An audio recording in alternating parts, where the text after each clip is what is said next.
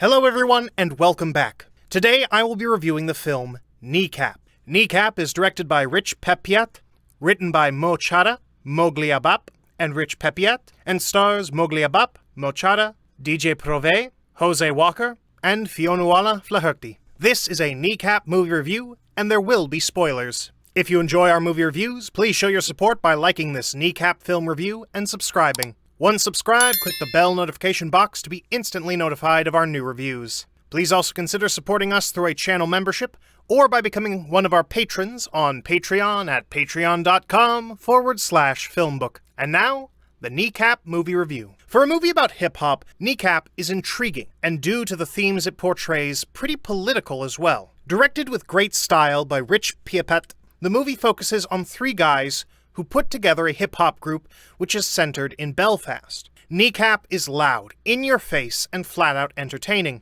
It works just as well when it focuses on the women in the film as it does its men, and offers a look at a piece of history that is not only entertaining, but likely to inspire audiences to take a stance on the issues it so vividly portrays. Liam and Neos are the main characters here, and they're a couple of young, rebellious guys who, as kids, were shown the way to speak by Neos's IRA-focused dad, Arlo. But Arlo disappeared and ended up faking his death in order to avoid penalties from the British. Because the fine actor Fassbender plays the part of Arlo, one can probably guess he may pop up again later in the film, but one may also forget his role by the time it's returned to, since it's portrayed early on in the picture. When it resurfaces later on, it comes at a pivotal point in the movie. The perfectly cast Simone Kirby serves as Dolores, Neos's mom, who is a bit more down-to-earth than Arlo, but not necessarily in a positive way. When Liam gets nabbed by the cops for drugs, he decides he doesn't want to speak English to Detective Ellis.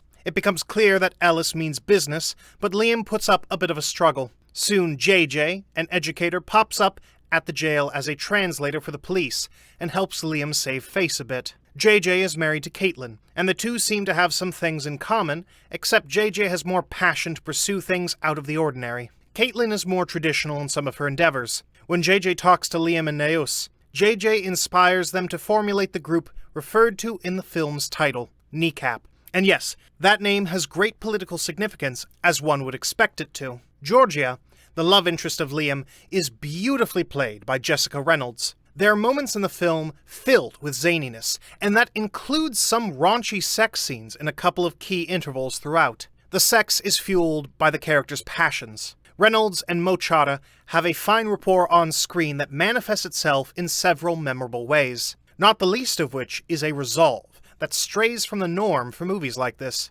But because this is centered in reality, they don't typically make movies like this, and that makes it all the more refreshing in the long run. JJ disguises himself with a face mask while performing with his two musical hip-hop partners in crime. You could say that these guys are way over their heads in hot water, and could soon be in pretty deep, given the political climate that existed during the time the film is initially set. Caitlin is trying to work towards her own respective goals regarding the Irish language, but would also be happy with JJ's involvement in the group, or would she? You don't have to guess too hard where JJ and Caitlin's relationship is heading if you pay attention early on. The drugs at the performances that Kneecap puts on ultimately creates a real problem for the group. While Detective Ellis has some brutality to her methods of trying to maintain justice, the members of Kneecap are willing to put up a fight for what they believe in, regardless of the outcome. Radical Republicans against drugs becomes a barrier to Kneecap's goals to achieve success. Kneecap's hard work is thwarted by RRAD and Detective Ellis.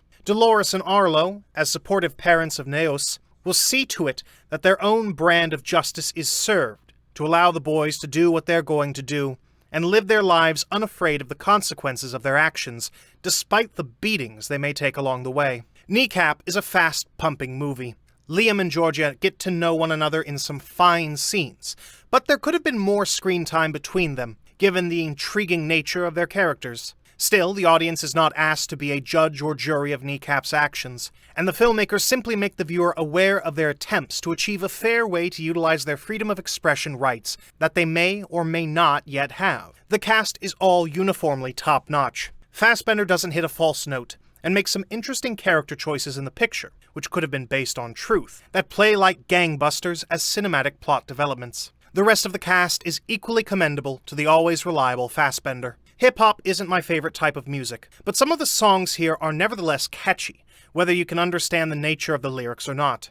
Chara's part is the most likable of all the characters here, but the movie doesn't care whether you admire the leads or not. It plays almost like real life, with the reasoning behind why the characters behave as they do and are as rebellious as they are. The movie passes no judgments.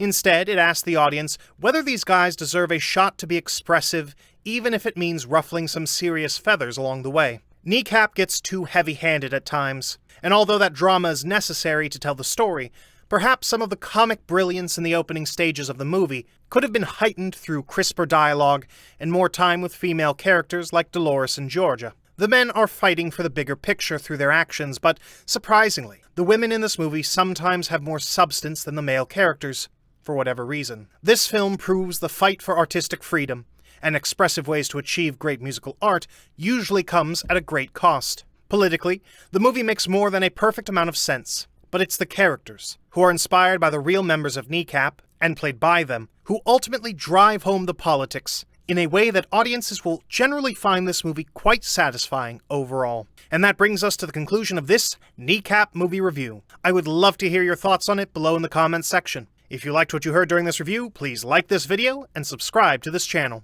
Please also visit and subscribe to our podcast channel at FilmBook Podcast on YouTube. If you would like to get FilmBook's articles delivered to your inbox, sign up for our daily newsletter or download our Android FilmBook app for instant notifications. You'll find links to both in the description and on our website, FilmBook. That's film-book.com. Thanks for dropping by, and I'll see you next time.